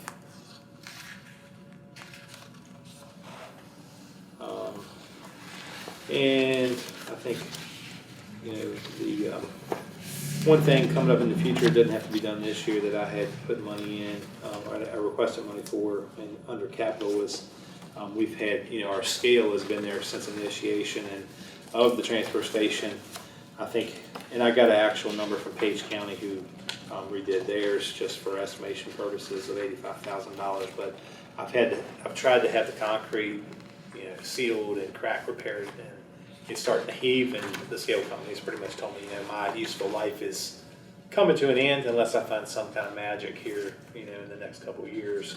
I'm going to have to do something there, and I'm thinking we might be able to do something. 85,000 is not, I don't think, a bad thing, but an active scale is very important when you're moving large volumes. So Yeah. that's You can't get the revenue Yeah, over get way. so that you're the first group that I've mentioned that to since I've been here. So like I said, I mean, if it doesn't happen immediately, I'll be okay. But it's something that once it's at that stage where we can't I'll cut see, it back to pay for that over a 2-year period. right. So typically, if I don't have to have it immediately and we can make it through, I'll try not to use those funds, set them aside, and then pay for it. Right. And that has worked well for us. And then that gives us a little hope if we would run over somewhere else as Well, well. you've got to put it aside because eventually they're gonna go. At some point. Right. Yeah. Yeah, I mean, so, that's just like I a said, I just given. wanted to explain that because that's something I've never brought up before. and you all seen during the ride through is the transfer station and closed landfill can be a black hole if something goes wrong or DEQ comes along and says we need 3 more test wells. So it's the best shot. Yeah, This and budget's on the And if you have questions, I mean, the engineering firm, I have them each year go through with me, and we go over their task and remediation and groundwater and sampling and break down all those tasks to come up with a cost estimate for budget purposes that, hopefully I'm not gonna have to do it all, but those are things that the state is walking us through, and that we have, there are requirements that we have to meet. And I try to phase it out the best I can and be responsible with it, but you have to plan for it. And there are certain things that we have to do, monitoring and corrective action plans, the state mandates. So be glad to, anytime that you have questions, I'll be glad to help you with that.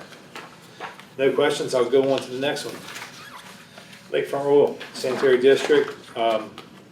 Overall, and Ms. Colors has been in all the meetings. We meet every other month, but they explained this POA. I didn't feel there was really a need for them to be here. I'm not sure if everyone's aware, but we're currently in the process of working to have one governing body. The POA, right now we have a advisory board within the county, and we have a POA. And all of the gentlemen that currently serve on the advisory board are also currently on the POA. So at the end of the day,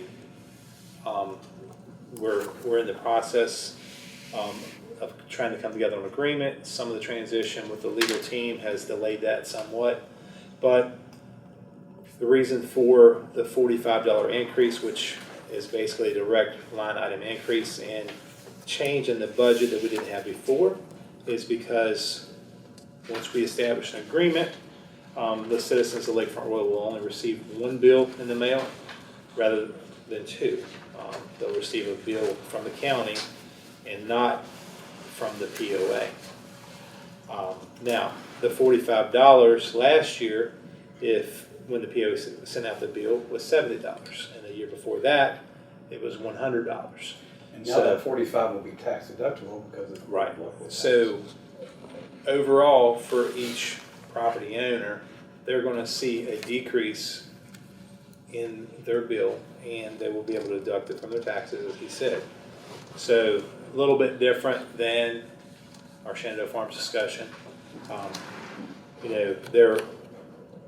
I've only had one person, and it was in our last meeting, that had any feedback on the $45 change, and I think at the end of the day she was happy because she understood that.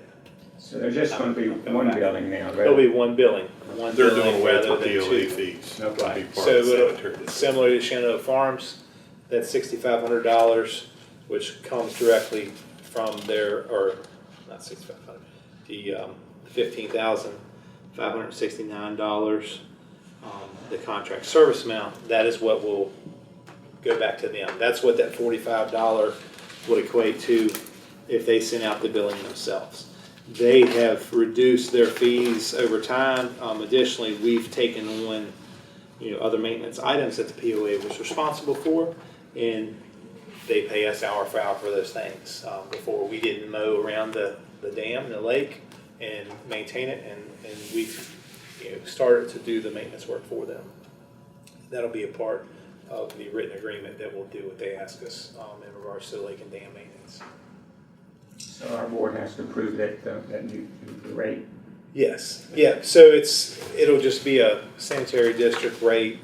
The change will go from $300, and they have a 5 cents per 100 of approved value, to $345 plus the 5 cents per 100 of assessment.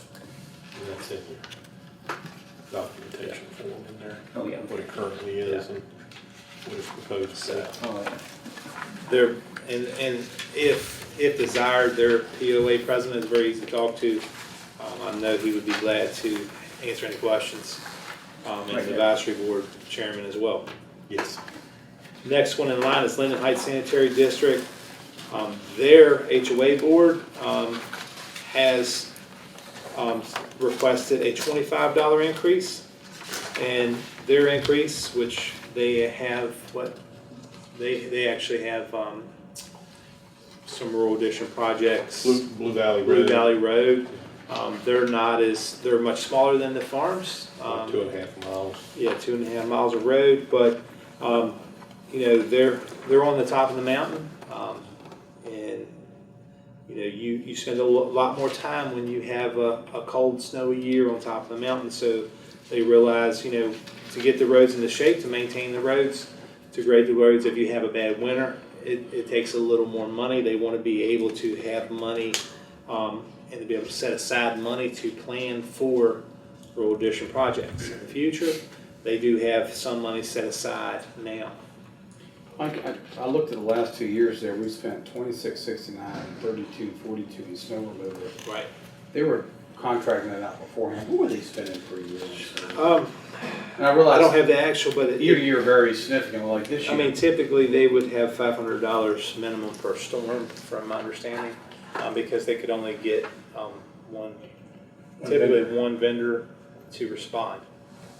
And so some of the smaller sanitary districts, when the initial meetings I've been, when we've had reviews, like, say at Shenandoah Shores, especially on the mountaintops, their biggest cost was snow on a bad year, and they would blow their whole budget.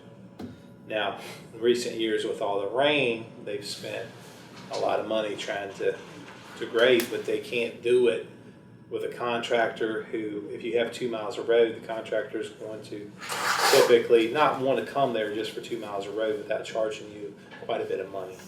So overall, I think all the sanitary districts have been very pleased with the service we provided, and we charge hour for hour, whatever the employee, whether it be me or one of our maintenance workers, he might be $20 an hour with benefits.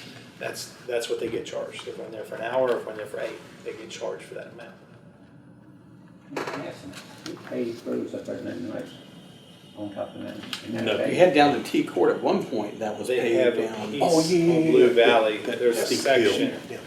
There's a section there of the road. So anyway, the HOA, and it's a much smaller community, they've requested the increase, and I have their documentation. I sent them the budget information.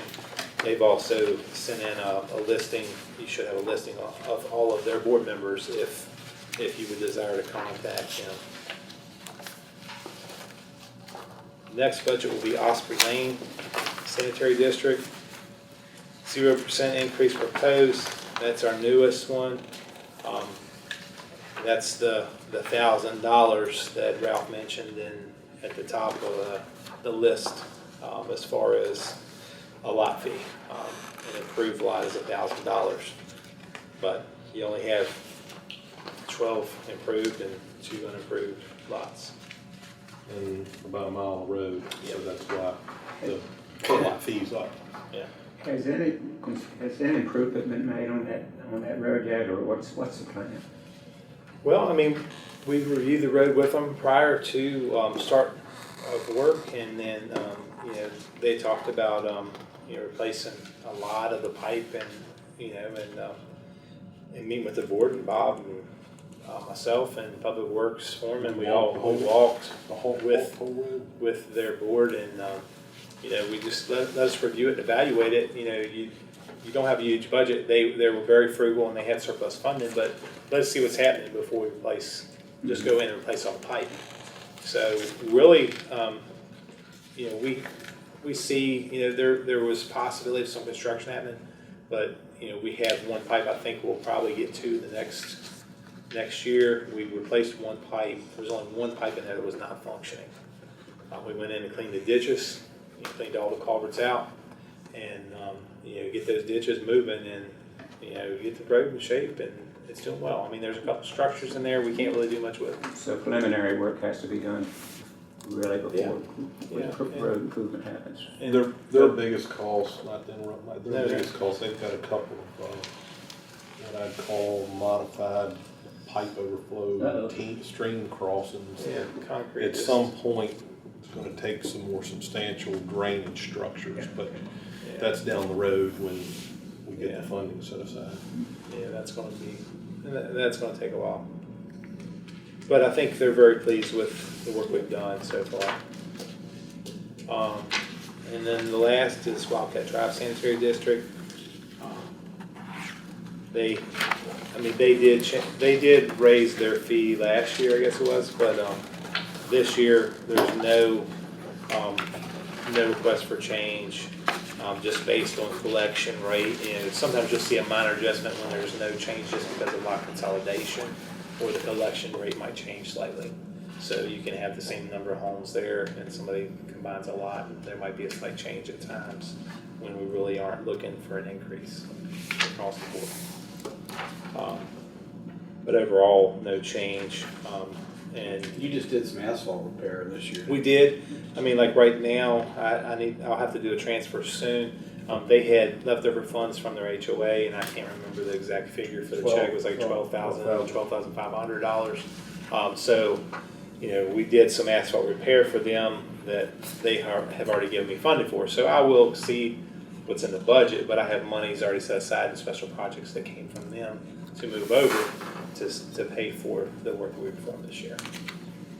We put one or two pipes in the first year we took out, and then this Yes, year we did put a pipe pipe. work. We put a pipe in just before we did the asphalt work this year. Yep. Probably about 2/3 of that Yep. road system was paved, surface treated, but it hadn't had much maintenance in years and was falling apart, so we had to go in there and do some asphalt. Yeah. Anyway, I think Are we that done? I think you With look like volume you're- one. Yeah. Gotta go back. Number tab 11. Okay. It's the only one we skipped over. Yeah. You're welcome to Any stay. other questions? You guys just let me know. Glad to answer. He does a little. You do a little for. Finance and purchasing is the one we skipped over. Not a whole lot we'll talk about here. Obviously, we're trying to fill 2 full-time positions and hopefully have some interest in part-time help. The overall budget was about 2%. Again, a lot of that's the hospital medical increase, all of the salary stuff.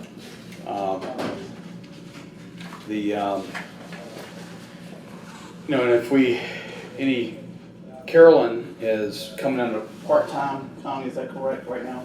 When she's over here working, and/or Andre. Is she gonna split her time between? She's still the splitting our EDA? time. I'm really trying Yeah, to no. keep her at the EDA as much as I can because, frankly, they need the help and they're trying to get through the audit and some of this other stuff. So I told her, I said, Do we have a new auditor? for them, not yet. After his comment last week, I know they're going to reach out to a group, and I think the state said if for some reason they can't get it, to come back and talk to them. So that's one of the things they're obviously be working on. Ed I was see her gonna- working for a while over there. Yeah, Ed was gonna work on that when he got back. He took Right, he was on a vacation. little bit of leave, yeah. Yeah. So the finance director position, the deputy finance positions, we've got basically vacancy savings that will offset any increase in part-time and/or Jim. Jim will be here tomorrow through the board meeting next week working on AP. But like his costs will be covered.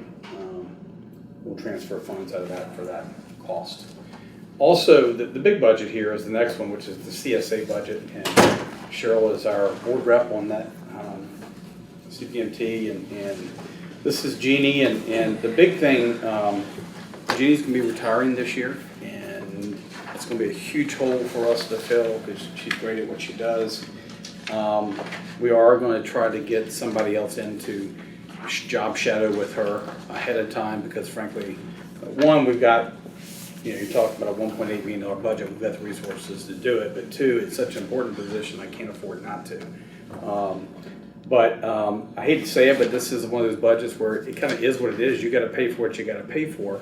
You don't When have a we choice. underspend this budget, sometimes I'll pull some of that back to put in special projects, and when we overspend, we'll bring money out of special projects, but as Cheryl knows, you could get one child that costs $22,000 a month, and you gotta place them, and you have no choice. And, sometimes I go in for a couple of years, so we've had those instances, and that's, at $22,000 you're talking, And that's 250 on the grand. low side of it. Yeah, that's a big hit Yeah. for your budget. We've been actually, pretty consistent around that 1.8 million. I can tell you, we were over 2.2, 2.3 million, I think, a few years back.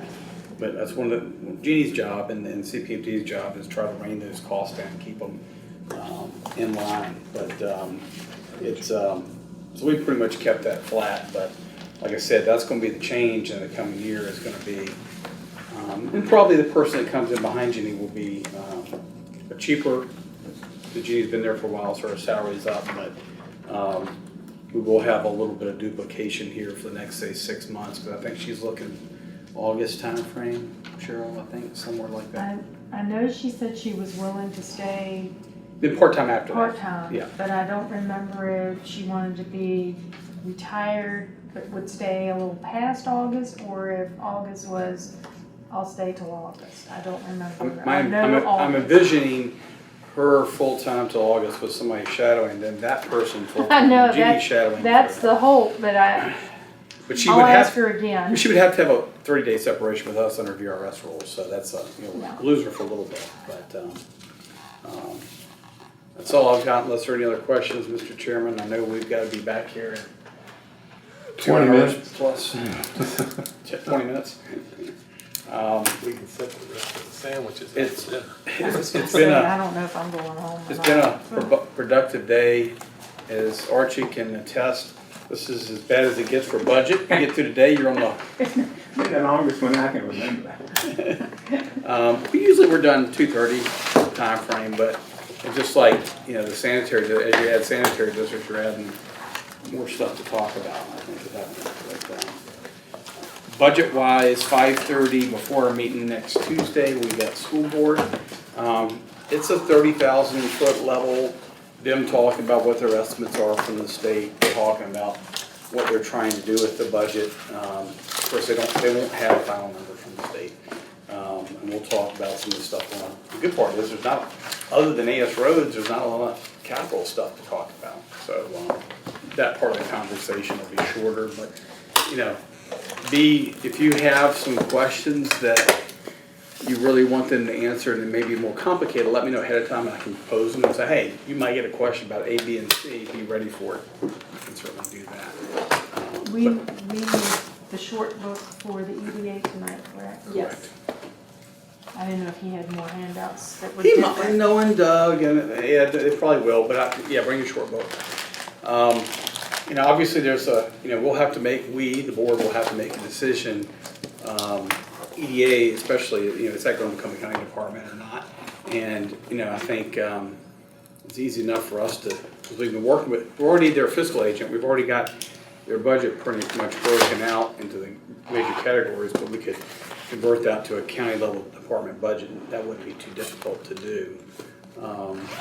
If and when the board makes that decision. The main thing is we would need to know before we advertise the budget, which will be in about the 3rd week of March, and getting ready for that public hearing in April. So we shouldn't be actually talking about any change at all with the EDA, I think if the question comes up tonight, you can certainly ask that question. Yeah.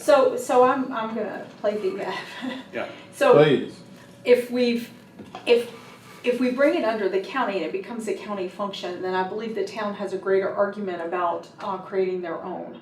So I think you might want to consider that, because then it becomes the county's employee relationship. So that It changes.